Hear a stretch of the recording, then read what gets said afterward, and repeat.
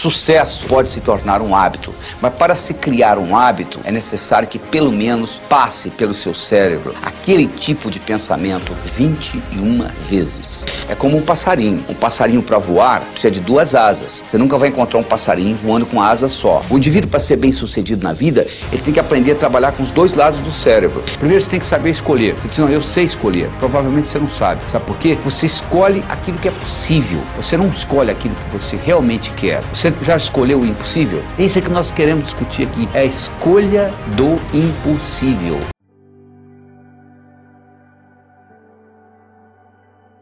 Você está obtendo os resultados que você gostaria de obter na sua vida. Quando eu digo na sua vida, pode ser tanto na sua vida pessoal quanto na sua vida profissional. Se você está obtendo os resultados que você gostaria de obter, esse curso vai lhe ajudar a acelerar o processo. Se você não está obtendo os resultados que você gostaria de obter, esse curso vai lhe proporcionar possibilidades para que isto ocorra. A primeira coisa que eu quero definir para você é o que eu chamo de sucesso. Se eu lhe perguntar o que é sucesso, o que você responderia? Se eu perguntar para um amigo seu, provavelmente a resposta será diferente, não é verdade? Sucesso significa coisas diferentes para diferentes pessoas. A definição que nós vamos usar nesse curso é uma definição que vai servir para todos nós. Sucesso é conseguir o que você quer. O que é diferente de felicidade. Felicidade é querer o que você conseguiu. Para você ser feliz, você não precisa de mais nada. É só aceitar o que você tenha. Isto não lhe impede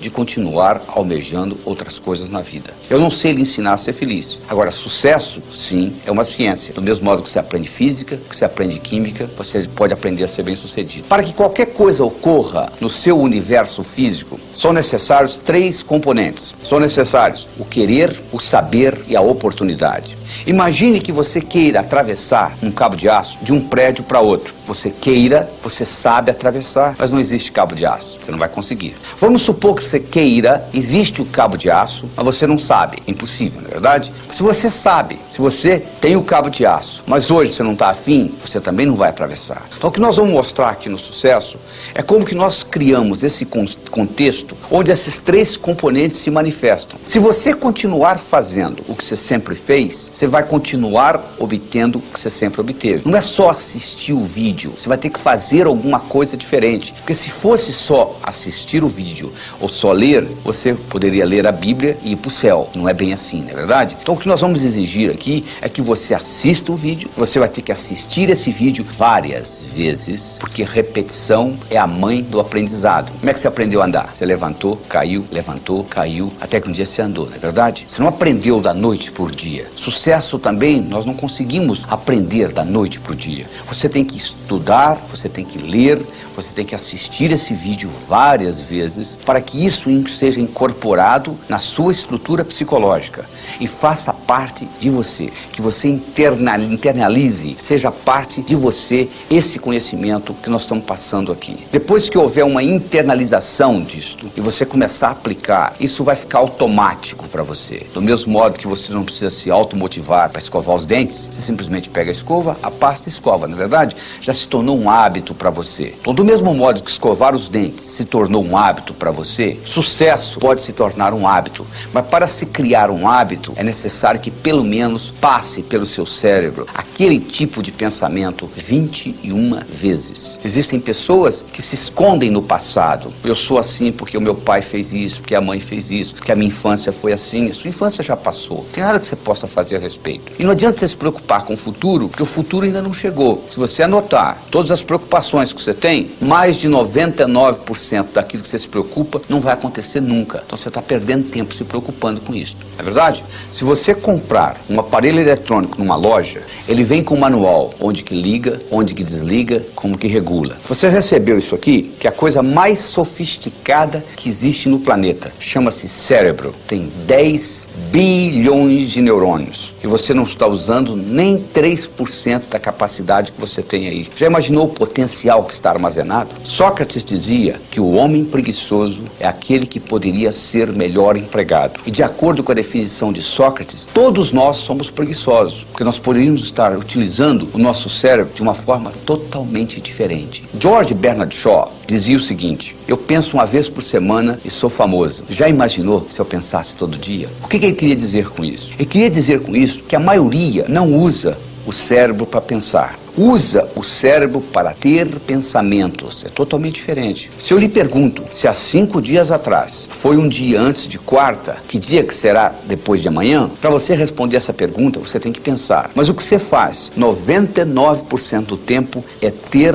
pensamentos. Então a primeira coisa que você tem que entender é a diferença entre pensar e ter pensamentos. Para você entender isso melhor, o cérebro ele tem 2 hemisférios, o esquerdo e o direito. O esquerdo armazena a razão, o direito armazena a emoção. Esses hemisférios, eles têm funções distintas. O esquerdo é digital, o direito é analógico. O esquerdo é analítico, o direito é sintético. O esquerdo pensa em preto e branco, o direito pensa em colorido. O esquerdo é detalhista, o direito é global. Vocês estão vendo as diferenças com orientação? Você, por exemplo, tem um indivíduo que é muito cérebro esquerdo. Ele se preocupa com detalhe, mas ele não vê o todo. Ele consegue ver a árvore muito bem, mas ele não consegue ver a floresta. O indivíduo que é cérebro direito, predominantemente, ele já faz o contrário. Ele consegue ver o todo, mas ele não consegue ver o detalhe. Ele consegue ver a floresta, mas ele não consegue ver a árvore. Então o que nós estamos fazendo aqui, nós temos que fazer um equilíbrio entre o cérebro esquerdo e o direito, entre a razão e a emoção. Todas as vezes que houver uma incongruência, uma discrepância entre o cérebro esquerdo e o cérebro direito, você paga um preço. Além disto, se você aprende a integrar esses 2 lados do cérebro, é como um passarinho. Um passarinho para voar precisa de 2 asas. Você nunca vai encontrar um passarinho voando com uma asa só. O indivíduo, para ser bem sucedido na vida, ele tem que aprender a trabalhar com os 2 lados do cérebro. Se ele é só cérebro esquerdo, é aquele indivíduo que você conhece, que é inteligente, sabe cálculo, sabe matemática, trabalha numa lojinha no centro da cidade, é o caixa lá, e lá vai ficar a vida inteira. Por outro lado, o indivíduo que só trabalha com o cérebro direito é aquele indivíduo muito criativo, com grande imaginação, que não implementa nada que ele imaginou. Tudo aquilo que você aprendeu só com um lado do cérebro, você esquece. Existe uma lei universal chamada lei do aumento. Tudo aquilo que você concentra, aumenta. É assim que o cérebro funciona. Se você se concentrar nos seus problemas, eles vão aumentar. Se você se concentrar na solução dos seus problemas, a solução aumenta. Então é muito importante você focalizar onde você quer gastar a sua energia. Henry Ford dizia, se você pensa que você pode, ou se você pensa que você não pode, de qualquer jeito você está certo. Porque uma vez que você está trabalhando com as suas crenças, que nós vamos discutir no futuro, você está sempre certo. Você já notou que você está sempre certo? À medida que você começa a mudar essas percepções, você vai entender que percepção é realidade e tudo mais é ilusão, certo? A única coisa constante no mundo é mudança. Você sabe que você não pode pisar no mesmo rio 2 vezes, né? Você conversa com uma pessoa hoje, você encontra com essa mesma pessoa daqui a um mês, você mudou, ela mudou. Só que o problema é que você continua tratando-a como se ela não tivesse mudado e vice-versa. E aí cria o problema. Por que nós fazemos isso? Porque nós somos animais de hábitos. Nós criamos hábitos e continuamos perpetuando esses hábitos. Eles fizeram um estudo e mostraram que você de manhã, quando escova os dentes, se você escova hoje 35 vezes a escova no dente, amanhã você vai escovar 37, 34, por aí. Ou seja, até nesses pequenos detalhes, você mantém esse hábito. E um pensamento, uma vez pensado, ele se torna eterno, sabia? Ele vira hábito. A não ser que você pare e repense que existem hábitos positivos que lhe ajudam e vale a pena tê-los. Você tem um hábito, por exemplo, de fazer ginástica, ótimo. Você vai manter o seu corpo jovem por muito tempo. Agora, se você tem um hábito, por exemplo, de fumar, você está lhe prejudicando. Cada cigarro que você fuma diminui a sua vida a 14 minutos. Então você começa a pensar o seguinte, quais são os hábitos que eu gostaria de mudar durante esse curso? Começa a pensar nisso. Existiu nos Estados Unidos um indivíduo chamado Andrew Carnegie. O Andrew Carnegie era na época dele o que o Bill Gates é hoje. E o senhor Andrew Carnegie, um dia, num momento de reflexão, ele teve um insight. Ele disse, eu vou deixar muito dinheiro para o mundo, como de fato ele deixou. Mas eu gostaria de deixar para o mundo mais do que dinheiro. Eu gostaria de deixar essa habilidade que eu tenho, que tudo que eu coloco a mão vira ouro. Então ele resolveu criar a chamada ciência do sucesso, o que faz um indivíduo bem-sucedido. Como ele era um indivíduo muito ocupado e não tinha tempo para fazê-lo, ele contratou alguém que o fizesse. Ele saiu procurando alguém. Numa festa, ele conheceu um jovem de 19 anos de idade, de nome Napoleon Hill. E ele propôs propôs para esse jovem trabalhar durante 25 anos desenvolvendo a ciência do sucesso. E durante 25 anos, Napoleon Hill teve a oportunidade de entrevistar 16 mil pessoas. Das 16 mil pessoas que ele entrevistou, 1.000 eram milionários. Dos 1.000 milionários, ele selecionou 500, que além de terem dinheiro, tinham saúde, boa vida familiar, paz de espírito, etc. E ele estudou profundamente as características desses indivíduos e comparou com o resto. E essas características, elas têm que ser inconscientes. Elas têm que estar no seu inconsciente. O seu inconsciente tem que estar impregnado com elas. Porque aí sim, você vai se automotivar, aí sim, você vai mudar os seus hábitos. E uma vez mudados os hábitos, você pode praticamente colocar no piloto automático e a coisa vai acontecer. Só que as pessoas, de um modo geral, o que elas fazem? Elas se escondem no passado ou se escondem no futuro. Você já prestou atenção na palavra preocupar? Pré-ocupar. O que é pré-ocupar? É você ocupar a sua mente antes da hora. Se a sua mente estiver ocupada, você não tem tempo de pré-ocupar. E como é que você ocupa a sua mente?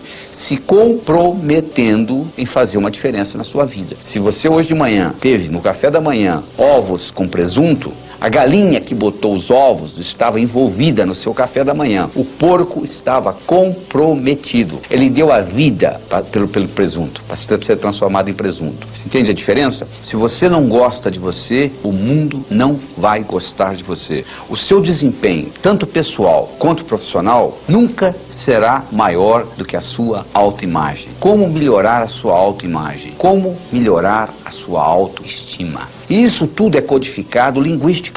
E existe uma conversa dentro da sua cabeça o tempo todo, chamado self-talk, que determina isso. E eu vou lhe provar isso agora. Você nunca deixou de fazer nada na vida porque o seu peito doeu, ou porque o seu braço doeu, ou porque a sua perna doeu. Você deixou de fazer alguma coisa na vida porque alguma coisa aconteceu aqui dentro do seu cérebro, não é verdade? Pois é, isso tem muito a ver com a codificação que você tem da sua autoestima. Porque essa autoestima foi gerada através do seu crescimento, do seu desenvolvimento. Nos primeiros 7 anos de vida, você não tinha capacidade cognitiva. Então a religião que você tem, os preconceitos, as suas crenças com relação a dinheiro, a Deus, a amor, a saúde, a velhice, tudo isso foi codificado nos primeiros 7 anos de vida. Se você quiser mudar a sua vida, você tem que começar mudando a sua autoestima. Nós vamos trabalhar nisso aqui. Como é que você melhora a sua autoimagem? Porque as coisas são simples, as coisas são óbvias, não é verdade? Mas o óbvio só é óbvio para a mente preparada. Então nós temos que preparar essa mente. E como que nós preparamos? Mudando essa janela, mudando a sua percepção. Sabe como é que eles treinam o elefante? Eles pegam uma corda, amarram no elefante, amarram numa árvore. Ele tenta sair, não consegue. Tenta sair, não consegue. Tenta sair, não consegue. Ele desiste. Isso quando ele é bebê.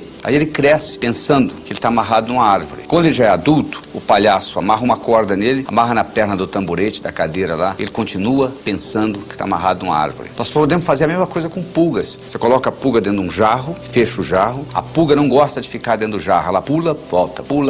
Ela bate na tampa do jarro, até que ela começa a se machucar, ela começa a pular um pouquinho mais baixo. Depois que ela está fazendo isso, você vai lá e tira a tampa do jarro, ela nunca mais pula fora do jarro. Você não está acreditando? Faça a experiência em casa. Você não precisa fazer experiência em casa, é só olhar no espelho. Quantas coisas que você codificou na infância, que você continua carregando com você, que são totalmente obsoletas. Você quer ver uma outra linguagem que gera ação? Declaração. Se você vai perante um juiz, homem e mulher, e o juiz diz, eu declaro vocês marido e mulher, e 5 segundos depois que ele acabou de dizer isso, você levanta a mão e diz assim, sou juiz, eu não quero me casar mais. Sabe o que ele vai dizer para você? Agora é muito tarde, você agora tem que se divorciar, porque eu já declarei, eu já criei uma realidade jurídica na sua vida, através de uma declaração. Então vamos analisar isso mais cuidadosamente. Imagine se ao invés do juiz, você fosse no seu vizinho que é bancário e pedisse a ele para lhe casar. Você acha que ficaria válido? Claro que não. Ele não tem autonomia, ele não tem autoridade para declarar marido e mulher, não é verdade? Então para você ter uma declaração, você tem que ter autoridade. Segundo, tem que acontecer no aqui e agora. O juiz não diz, eu declaro que vocês serão marido e mulher. O juiz diz, eu declaro que vocês são. E terceiro, tem que ser positivo. Ou seja, o juiz não declara, eu declaro que vocês não são mais solteiros. Isso não é declaração. A declaração é no positivo, é no aqui e agora e alguém que tem autoridade. Agora eu lhe pergunto, quem tem mais autoridade sobre você?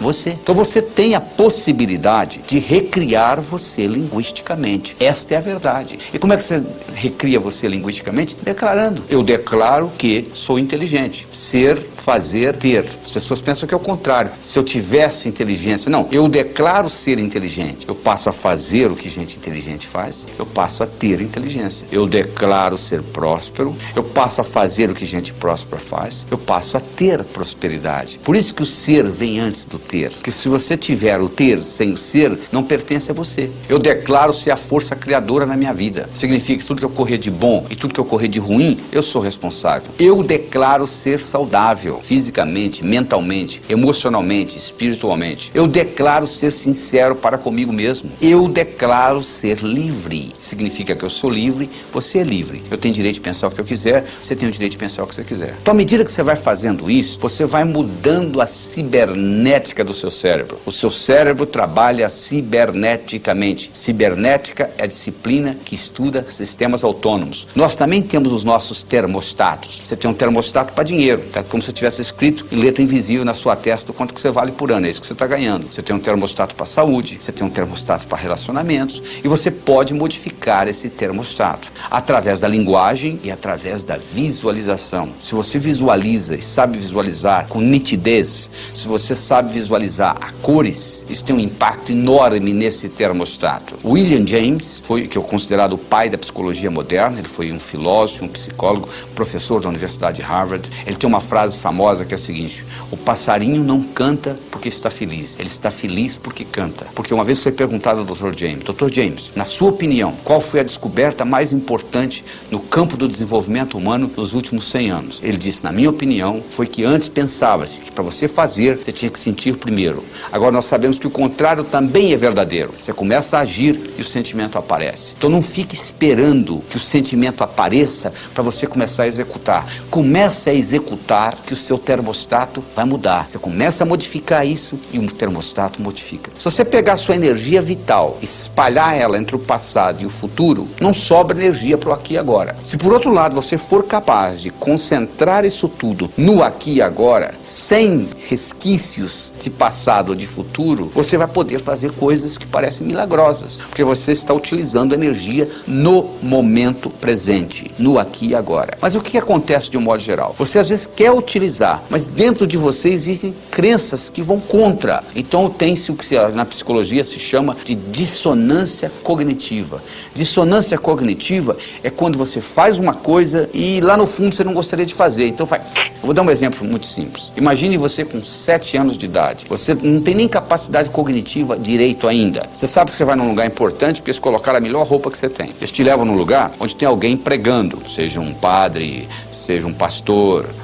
Ele está dizendo lá o seguinte: é mais fácil um camelo passar pelo fundo de uma agulha do que um homem rico entrar no céu. Você sai de lá, seu pai lhe leva no zoológico, que é aquele animal enorme. Você perguntou: pai, que animal é aquele? Aquilo ali, meu filho, minha filha, aquilo ali é um camelo. Você chega em casa, você pega a agulha de costura da sua mãe e você lembra do que foi dito. É mais fácil um camelo passar pelo fundo de uma agulha do que um homem rico entrar no céu. E você com 7 anos de idade, você declara: eu quero ser pobre, porque eu quero entrar no céu. Só que eles esqueceram de falar para você que aquele fundo de agulha que eles estavam se referindo, não é o fundo de agulha de costura da sua mãe. É uma portinhola que existia nas muralhas de Jerusalém, tinha os portões, e dentro dos portões tinha umas portinholas chamadas fundo de agulha, que foi feita para camelo passar. Quando um camelo chegava depois das 6 horas da tarde, eles não abriam os portões, eles abriam o fundo de agulha. Só que tem um problema: para o camelo passar pelo fundo de agulha, ele tem que primeiro passar de joelho, o que não é muito difícil para camelo. E segundo, ele tem que passar descarregado, tem que tirar a carga dele. É a mesma história. Para você entrar no reino dos céus, você tem que entrar humildemente e você não vai levar seus bens materiais, não é verdade? Caixão não tem gaveta. Mas entre isso e você não entrar no céu é bem diferente. Mas se você criou esta crença e agora você está no aqui e agora, trazendo essa crença com você, quando você começa a ganhar dinheiro, começa a ver o que eu chamei de dissonância cognitiva. Porque você tem agora duas crenças. Uma que você quer ganhar dinheiro e outra que gente rica não entra no céu. Então aquilo entra, uma começa a fazer sabotagem da outra. E você então começa a fazer o que nós chamamos de racionalização. O que é racionalização? Se você começa a ter essas dissonâncias, você começa a criar racionalizações. Ah, dinheiro não é importante. Quem fala que dinheiro não é importante vive numa outra realidade, porque você vai na cadeia, 99% das pessoas estão lá por causa de quê? Problema de dinheiro. Por que as pessoas se divorciam? Mais de 85% é por causa de briga de como gastar o dinheiro que eles ganham. Então você vai falar que dinheiro não é importante? E quando você estiver se preocupando em pagar suas contas do fim do mês, quer você queira, quer você não queira, dinheiro é importante para você. Dinheiro isso deixa de ser importante, o dia que você tem o bastante, e aí sim, você vai se preocupar com coisas mais importantes que dinheiro. Você não tem nem ideia a força que você tem dentro de você. É igual um iceberg. O iceberg está 10% fora da água e 90% dentro da água. Você olha na superfície e você vê só aquele pouquinho. E é a mesma história. Só que a nossa força está a nível inconsciente. Você conhece a história da mulher que estava dirigindo numa estrada deserta do Texas e a picape dela quebrou e ela foi consertar a picape e ela colocou o macaco para trocar o pneu que tinha furado também, etc. Na hora que ela estava levantando a picape, o filhinho dela de 4 anos de idade saiu de dentro da cabine, entrou debaixo da picape. E o macaco empenou e o menino ficou preso debaixo da picape. E ela foi lá e levantou, com menos de 50 quilos a mulher, levantou a picape para o menino sair. Agora eu lhe pergunto, de onde que ela tirou essa força? Do inconsciente. O Fernão Cortés, que conquistou o México, um dia ele estava passeando com os amigos dele a cavalo e eles foram atacados por uma tribo indígena. E eles começaram a matar o pessoal, os índios inclusive flecharam o cavalo morreu e o Fernão Cortés saiu correndo e os índios atrás e ele pulou um desfiladeiro. Eles pegaram essa distância que o Fernão Cortés pulou com toda aquela armadura dele, levaram para um campo de atletismo americano e dificilmente um atleta consegue pular aquela distância que o Fernão Cortés pulou com a armadura. Por que ele pulou? Porque ele estava motivado. Ou ele pulava ou ele morria. De onde que ele tirou essa força? Ele tirou essa força do inconsciente. Então você tem que aprender a usar esse tipo de força. Você tem que acertar por dentro para depois acertar por fora. Então o que você tem que fazer na realidade não é o que São Tomé dizia. São Tomé dizia o seguinte: eu tenho que ver para crer. O nosso trabalho aqui é exatamente o contrário. Você tem que crer para ver. Porque se você tiver que ver para crer, você vai estar sempre comendo poeira de alguém. As grandes descobertas, as grandes invenções do mundo ocorreram exatamente o contrário. Pessoas que acreditaram e manifestaram. Então você tem que mudar esse paradigma. Você tem que fazer uma mudança no seu pensamento. Você tem que passar a acreditar, porque você só vai ver aquilo que você acredita. Então, para você mudar isso e passar a acreditar em coisas que você não acreditava antes, você tem que mudar o seu modo de pensar. Você tem que começar a excluir coisas da sua vida e você tem que começar a incluir novas coisas. Porque se você não excluir, não tem lugar para incluir. Você imagina no seu guarda-roupa, por exemplo. Você quer comprar roupa nova, você já tem um guarda-roupa cheio, o único jeito de você colocar roupa nova é você tirar as roupas velhas, não é verdade? Com essa história do... Então, para você começar a mudar esse processo, para você entrar em contato com essa força dentro de você, você tem que começar a descobrir quais são os seus talentos, quais são as suas qualidades, quais são as 5 principais qualidades que você tem. Você já escreveu alguma vez? Porque é importante, não é só você pensar, não. Descobriu-se recentemente que, o que os antigos já sabiam, que se você escrever, codifica de uma forma muito mais forte no seu cérebro. Então eu recomendo que você faça um exercício de casa, faça uma tarefa de escrever as suas 10 qualidades. Você pode escrever qualidades que você já tem e gostaria de aumentar, ou qualidades que você não tem e gostaria de incorporar. Porque à medida que você faz isso, à medida que você entra em contato com essas suas qualidades, o que vai acontecer é que você vai conhecer cada vez mais essa força que existe dentro de você. E o segredo não é você se comparar com os outros, é você se comparar com você mesmo e acompanhar a sua evolução. Porque se você começa a se comparar com os outros, sempre vai ter alguém mais bonito que você, sempre vai ter alguém mais forte que você, sempre vai ter alguém mais jovem do que você, sempre vai ter alguém mais rico do que você. Então você vai estar sempre frustrado. Agora, se você compara com você mesmo e acompanha a sua evolução, isso serve de estímulo para você continuar evoluindo. Então, além das suas qualidades, eu gostaria de saber dos seus hábitos, quais que você quer excluir, quais que você quer manter e quais novos hábitos que você quer incluir na sua vida, na sua tarefa diária. E lembre-se, algo para se tornar hábito tem que ser feito, pensado, manuseado pelo menos 21 vezes. Se você passar fio dental nos seus dentes 21 dias seguidos, eu lhe garanto que você vai passar para sempre, igual você faz com escovar os dentes. Mas se você fizer uma vez ou outra, você vai passar o fio dental uma vez ou outra, como a maioria faz. Então você, para criar um hábito, você tem que pôr energia nisso. E depois desse hábito criado, por exemplo, se você criar o hábito crer para ver, ou seja, eu acredito para manifestar. Teste isso na sua vida. Crie alguma coisa e procure manifestá-la. Tudo no universo físico é criado 2 vezes. Primeiro você cria, depois você manifesta. Você entendendo esse processo é fundamental. Você imagina um jarro cheio de balas. Tem balas amarelas, balas azuis, balas verdes. Imagine que essas balas representem o seu passado. Imagine que as amarelas representem aquelas balas que você não gostaria dentro do jarro. Ou seja, coisas que ocorreram com você que foram traumáticas. Como é que você elimina isso de dentro do jarro? Ora, você pode ir lá e pegar uma por uma e jogar fora. Qual o outro jeito? Você começa a colocar outras sob pressão e automaticamente as amarelinhas sairão do jarro, não é verdade? O que é colocar outras sob pressão? Coloca outras de outras cores. Você coloca outros sonhos, outras realizações e você começa a preencher a sua vida com novas visões. Para fazer isto, você tem que entender que o contexto onde você vive é muito importante. Se você quer aprender a voar com águias, você não pode viver em terreiro de peru. Já é difícil nadar contra a correnteza, principalmente com peso no pescoço. Quer dizer, às vezes você tem amigos que puxam você para baixo. Você tem que tomar cuidado com isso, porque do contrário você não vai conseguir fazer essa evolução que nós estamos discutindo aqui. Talvez você tenha que se livrar dessa amizade, talvez esteja ali prejudicando. Você tem que avaliar, porque a vida é sua. Eu gostaria de apresentar para você agora um modelo psicológico que vai lhe ajudar muito. O modelo é o seguinte: pensamento gera sentimento, que gera comportamento. Então vamos estudar isso detalhadamente. Se eu lhe perguntar qual foi o pior dia da sua vida, você vai começar a pensar em coisa triste, você vai começar a se sentir triste, daqui um pouquinho você está chorando, não é verdade? Se eu perguntar para você qual foi o melhor momento que você já viveu até hoje, você vai começar a pensar em coisa alegre, você vai começar a se sentir alegre, daqui um pouquinho você está sorrindo, não é verdade? Então, pensamento gera sentimento, que gera comportamento. Então, você trabalhando com esse processo, pensamento, sentimento, comportamento, você vai ver que você tem controle da sua vida. Porque a única coisa que você tem que controlar realmente hoje são os seus pensamentos. Só que você tem 50 mil pensamentos por dia. E os estudos mostram que a maioria, 95% dos pensamentos são negativos. Ou seja, e além disso, sabia mais? 85% dos pensamentos que você tem hoje, você já pensou neles ontem. Ou seja, viram uma constante. Por exemplo, tem gente que carrega sentimento de culpa a vida inteira, de uma coisa que fez quando tinha 5 anos de idade.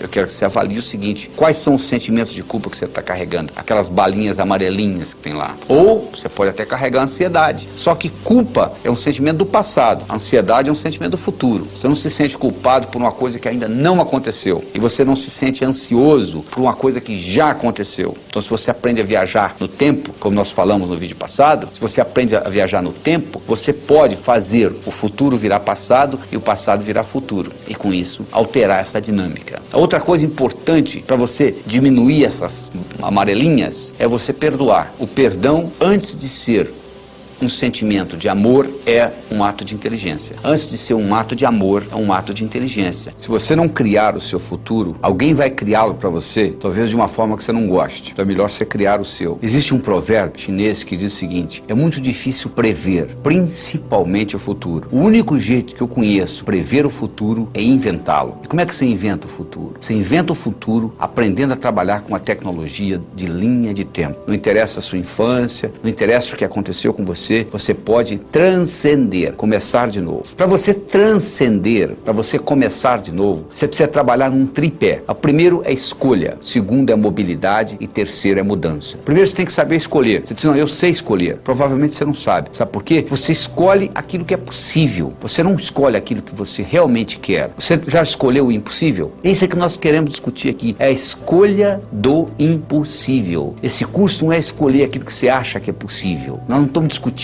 isso. Nós estamos discutindo você fazer escolhas. Existem escolhas que são fundamentais. Por exemplo, eu escolho ser a força criadora na minha vida. Isso é uma escolha fundamental. Porque as pessoas, de um modo geral, tudo que acontece de bom com elas dizem: é meu crédito. Acontece de ruim, não tem nada a ver com isso. Não tem também. Porque se você tem o crédito pelas coisas boas, você também tem que ter o crédito pelas coisas ruins. Você, quando faz uma escolha, que nós chamamos de escolha primária, você faz também uma série de escolhas secundárias. Se eu escolher tonificar os meus músculos como escolha primária, eu estou simultaneamente escolhendo levantar mais cedo, ir para a sala de musculação, fazer ginástica, tomar banho, etc. Então, no momento que você faz uma escolha, você nunca faz uma escolha só, você faz uma série de escolhas. E se as escolhas, você tem direito de fazer a escolha, agora você não tem direito de escolher as consequências. Porque às vezes você faz a escolha e a consequência vem do modo que você não gosta.